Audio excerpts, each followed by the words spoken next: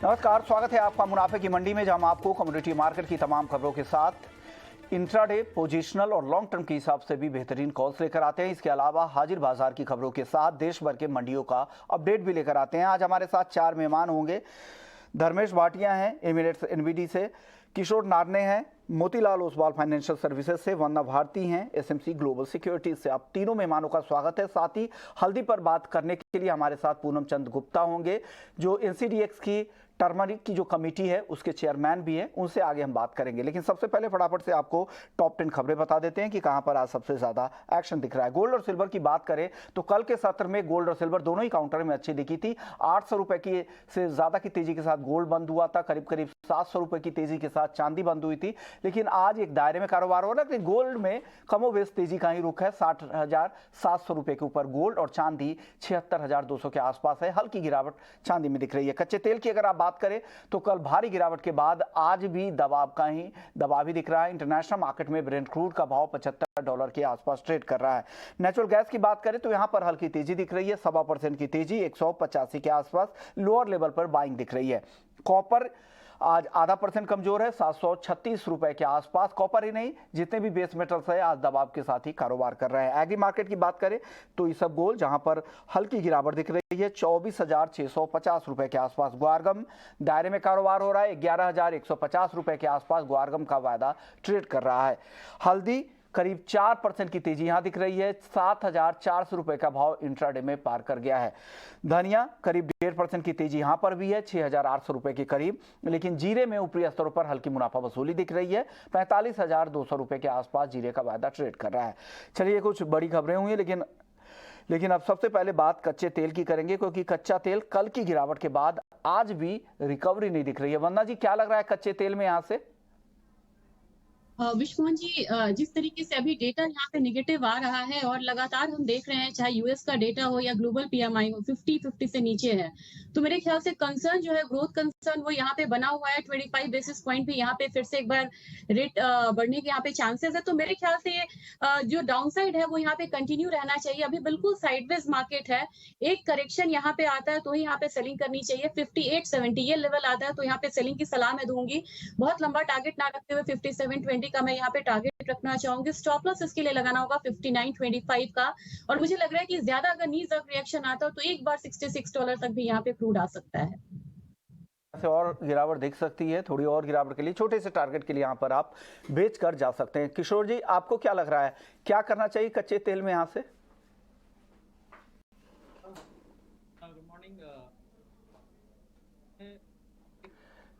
Sir, आपका audio mute है, unmute कीजिएगा ऑडियो, फिर बताइएगा कच्चे तेल में आज क्या करना चाहिए।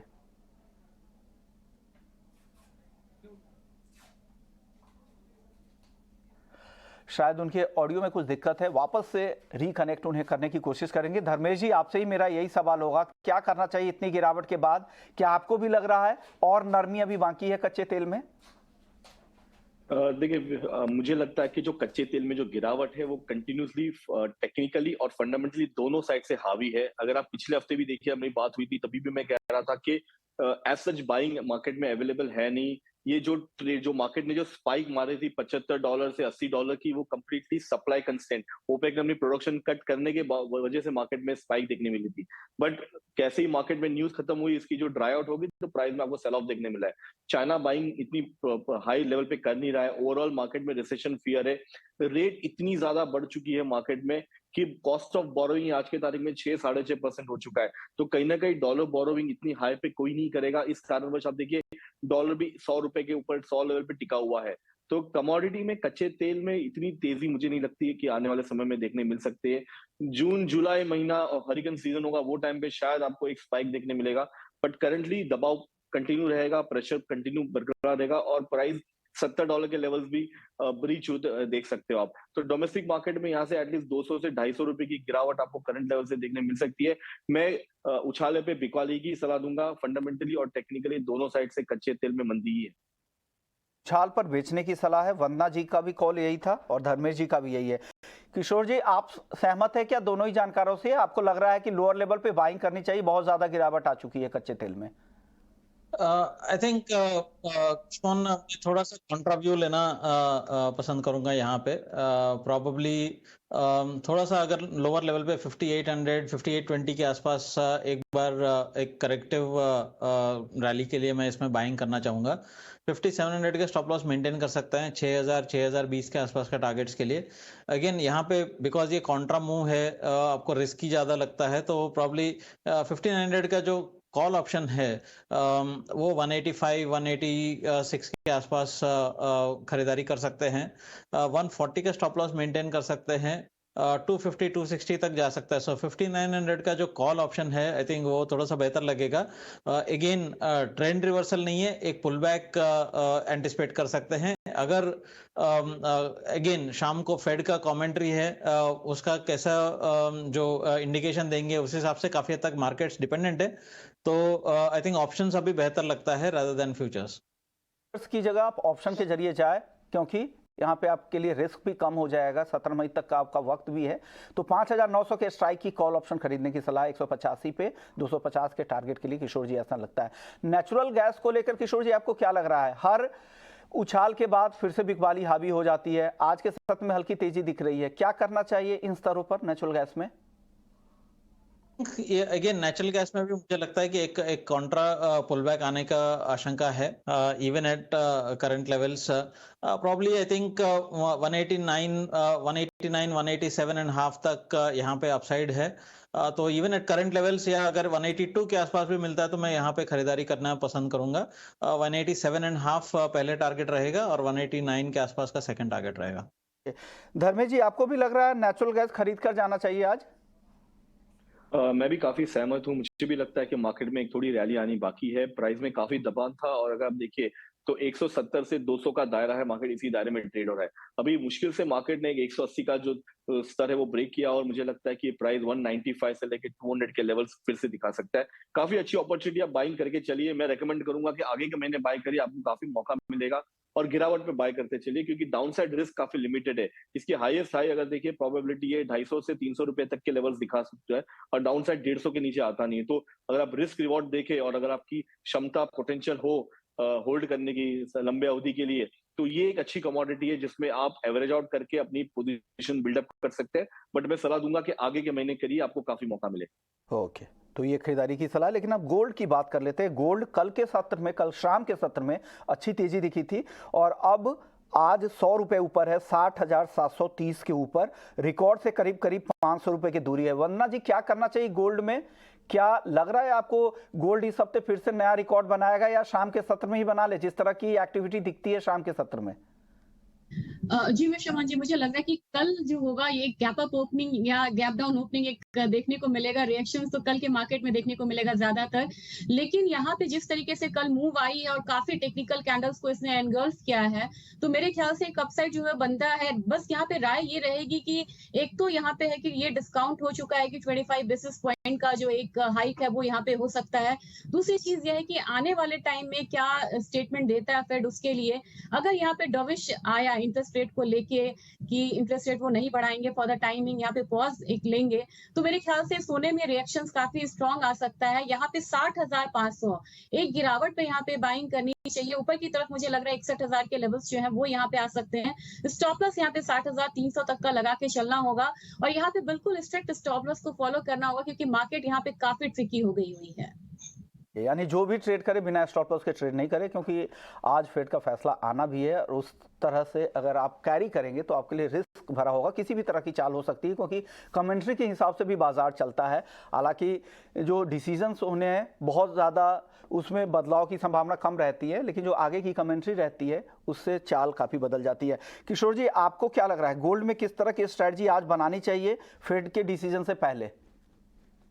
आई थिंक फेड के डिसीजन से पहले हल्का सा वीकनेस ही रहेगा बिकॉज जो कल का जो रैली है बैंकिंग क्राइसिस को लेकर, जो यूएस बैंकिंग क्राइसिस को लेकर जो कंसर्न्स है स्पेशली, वो वापस गोल्ड को एक जो सेफ हेवन का जो डिमांड है और सेफ हेवन का जो वजह से जो रैली देखे ने। बट अगर फेड रेट हाइक तो काफी हद तक डिस्काउंटेड है, बट मार्केट ये एंटिसिपेट करके चल रहा है इसके बाद एक पॉज आएगा। शायद उन लोग ये नहीं बोलेंगे कि यहाँ से रेट पीक हो गया, प्रोबेबली एक और रेट हाइक का इंडिकेशन दे सकते हैं या नहीं दे सकते हैं। अगर एक और रेट हाइक का इंडिकेशन दिया तो गोल्ड में फर्दर एक करेक्शन आएगा।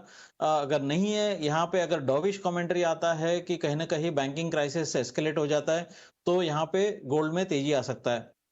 तो फेड से पहले मैं पोजीशन निकल जाके एक खाली स्लेट के साथ मैं नेक्स्ट डे में जाना चाहूंगा। सो आज इंट्राडे के लिए आई थिंक इवन एट एक करंट लेवल्स पे थोड़ा सा बिकवाली करके चल सकते हैं। 61,000 के आसपास स्टॉप लॉस मेंटेन करना चाहिए।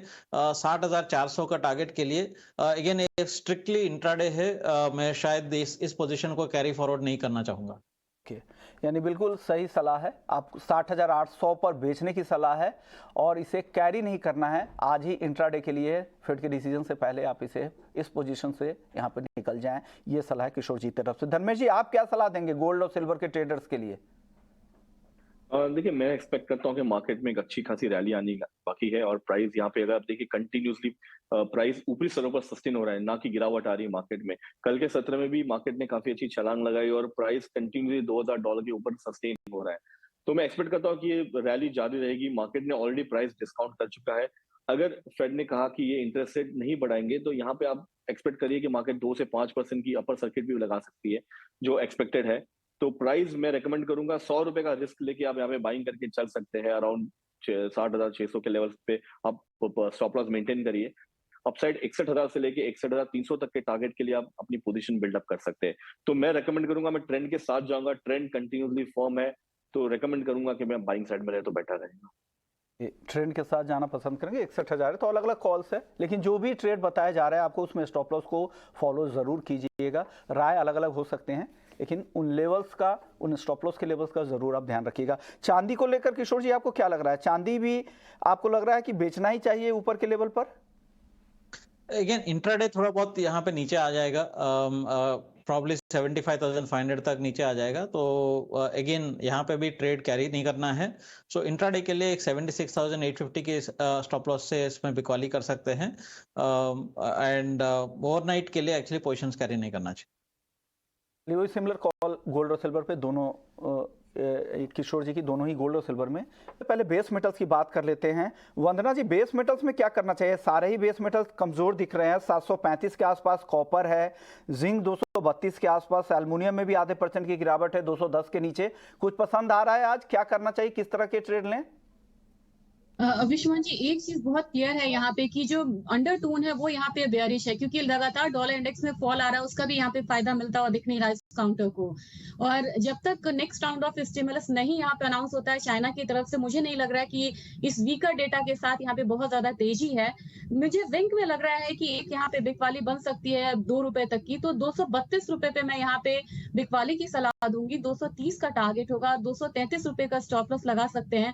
सिमिलरली मुझे लग रहा है कि कॉपर में भी यहाँ पे फॉल आएगा और ऊपरी स्तर से हो सकता है कि एक बार जो मे कॉन्ट्रैक्ट है उसमें 730 तक के लेवल्स आता हुआ देखें। तो वंदना जी की तरफ से जिंक यहाँ पर बेचने की सलाह है। उनको लग रहा है कि ₹230 तक फिसल का आ सकता है। साथ ही एक और कॉल इनकी लेड भी है। लेड में इन्होंने 183 का टारगेट दिया, एक छोटे से टारगेट के लिए बेचने की सलाह। किशोर जी, आपकी टॉपिक क्या होगी बेस मेटल्स में? आई थिंक मैं भी स्पेस मेटल्स में बेरिश हूँ, स्पेशली दोनों रीजन से। एक है चाइना से जो डेटा, मैक्रो डेटा खराब आ रहा है। दूसरी बात है कि जो यूएस बैंकिंग क्राइसिस की वजह से भी सेंटिमेंट्स नेगेटिव है। सो कॉपर में एक बार बिकवाली करके चल सकता है। 739 के आसपास बेचे, मतलब ₹2-3 यहाँ से ऊपर आया तो बेचना चाहिए। 743 का स्टॉप लॉस मेंटेन कर सकते हैं एंड 731 के आसपास का टारगेट्स के लिए। तो ये छोटे टारगेट के लिए इन दो कॉल आपके लिए दी जा रही है। सबसे पहले वंदना जी ने जिंक और लेड दिया और किशोर जी का जो कॉल है वो है कॉपर को लेकर, लेकिन बेचने की सलाह आ रही है। धर्मेश जी, आप क्या करेंगे? आपकी सलाह क्या है? आप क्या कॉन्ट्राबेट तो नहीं ले रहे हैं फिर? डेफिनेटली मुझे लगता है कि मार्केट में यहाँ से एक पुल बैक रैली आनी चाहिए। काफी दबाव देखने मिला है। अगर आप देखिए पूरे बेस मेटल की बात करें तो स्पेशली कॉपर जो 800 की कमोडिटी आज ऑलमोस्ट 730 हो गई है। 2 महीने में इतना क्या चेंजेस आ चुके हैं मार्केट में कि प्राइस में ऑलमोस्ट 10 से 15% की गिरावट देखने मिली है। ये स्पेशली देखिए तो चाइना की तरफ से बाइंग नहीं आ रही है, ये मार्केट में न्यूज है। प्लस डॉलर इंडेक्स की इतनी गिरावट आने के बावजूद भी कमोडिटी मार्केट में तेजी नहीं आ रही है, स्पेशली बेस मेटल काउंटर में। तो ये रिसेशन फियर है जो प्राइस को होल्ड कर रहा है। बट अगेन जो मेजर फैक्टर है वो है रेट हाइक।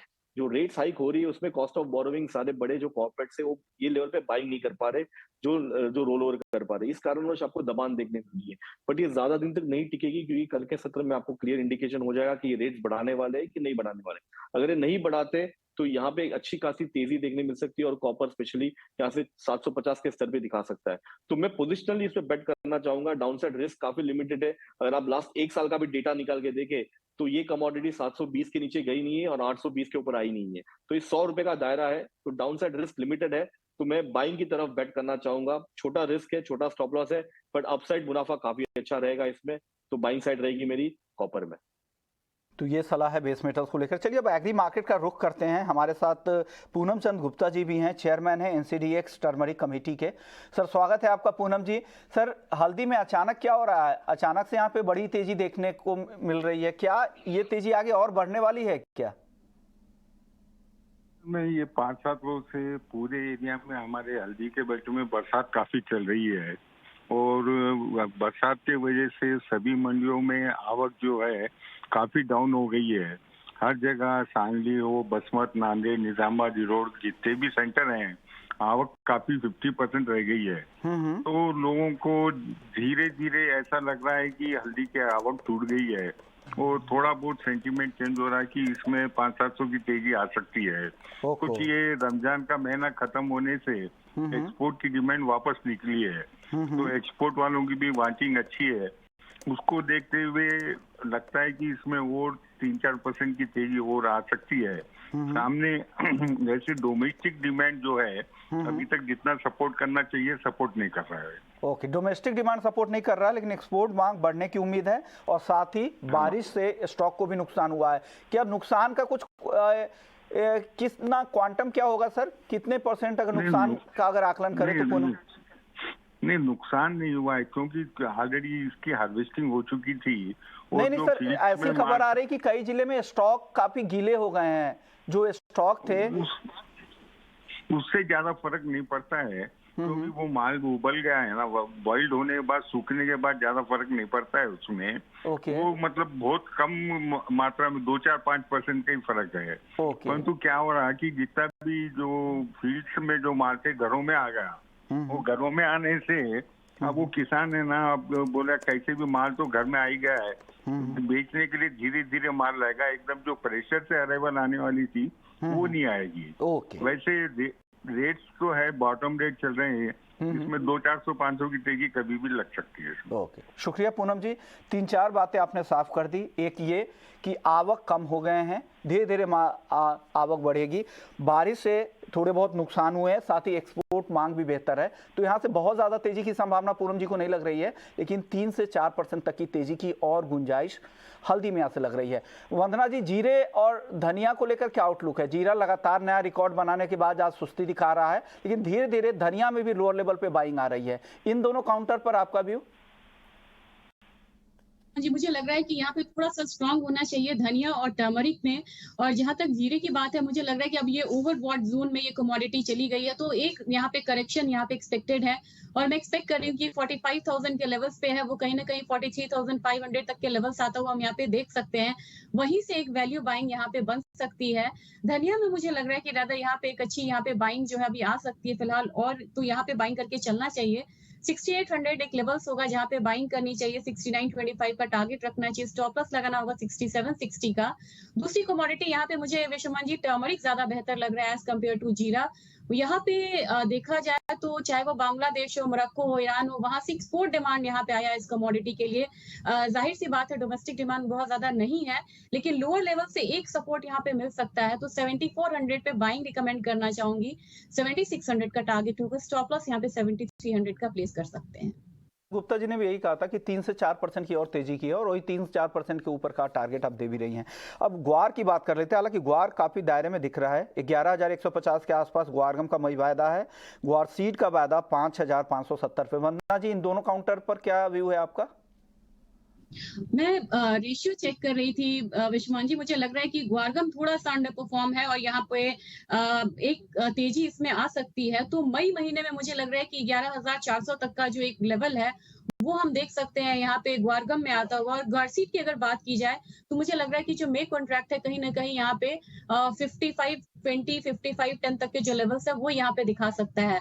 तो यहाँ पे मेरे ख्याल से एक स्प्रेड ट्रेड भी हो सकता है कि ग्वारगम में बाइंग की जाए और ग्वारसीट में सेलिंग किया जाए कहे हुए टारगेट के लिए। ओके। और कॉटन सीड ऑयल के 2800 के आसपास है, सुस्ती ही है, यहाँ पर क्या करना चाहिए वंदना जी? मुझे लग रहा है कि कॉटन का भी यहाँ पे काफी इम्पैक्ट आ रहा है, क्योंकि वहां पे बहुत ज्यादा यहाँ पे अगर प्रोडक्शन की कमी है तो एक्सपोर्ट की भी कमी आ रही है इस बार नंबर्स में। तो मेरे ख्याल से एक लिमिटेड अपसाइड यहाँ पे कॉटन ऑयल सीड केक में देखा जा सकता है। मे कॉन्ट्रैक्ट में मुझे लग रहा है कि एक बार 2875 के लिए यहाँ पे बाइंग करनी चाहिए। फिलहाल आज के लिए मुझे बाइंग लग रहा है, लेकिन मुझे लग रहा है कि 50 पॉइंट भी आ जाता है तो बहुत है इसके लिए, और इसके लिए स्टॉप लॉस लगाना होगा 2820 का। और मेरे ख्याल से लिमिटेड बाइंग है तो स्ट्रिक्ट स्टॉप लॉस के साथ यहाँ पे करें, और ओवरऑल यहाँ पे फिर मुझे लग रहा है कि नेक्स्ट ट्रिगर का हमें वेट करना चाहिए। चलिए अब करेंसी मार्केट की चाल देख लेते हैं। 81 रुपए 85 पैसे पे डॉलर के मुकाबले रुपया ट्रेड कर रहा है। किशोर जी, क्या करना चाहिए यहाँ पे करेंसी मार्केट में? डॉलर रुपये पे क्या व्यू है आपका? सी डॉलर एक्चुअली क्या है कि अगेन ओवरऑल एक्चुअली डॉलर 130 से 120 119 तक आ गया डॉलर इंडेक्स नंबर वन। सो डॉलर वीक है इन नेचुरली बिकॉज कि वन इज दैट कि यूएस का बैंकिंग क्राइसिस है, सेकंड इज कि रेट्स कहीं ना कहीं पीक होने का नजदीक में आ गया rate cycle, second is recession almost certain दिख रहे हैं। दूसरी चीज है कि रुपी को लेकर जो है इंडियन मार्केट स्ट्रांग है, Indian broader economy number strong है। तो मेरे हिसाब से यहाँ पे थोड़ा बहुत रुपी स्ट्रेंथ का आशंका है। आज फेड का मीटिंग की वजह से ज्यादा मूवमेंट नहीं आएगा, वहां पे एक रेंज बाउंड मार्केट एक्सपेक्ट कर सकता है। बट आई थिंक इवेंचुअली हम लोग मीडियम टर्म में 81 हाफ तक रुपी स्ट्रेंथन होने का आशंका देख रहे हैं। करेंसी मार्केट को लेकर शुक्रिया किशोर जी आपका, धर्मेश जी आपका, वंदना जी आपका, आप लोगों ने वक्त निकाला।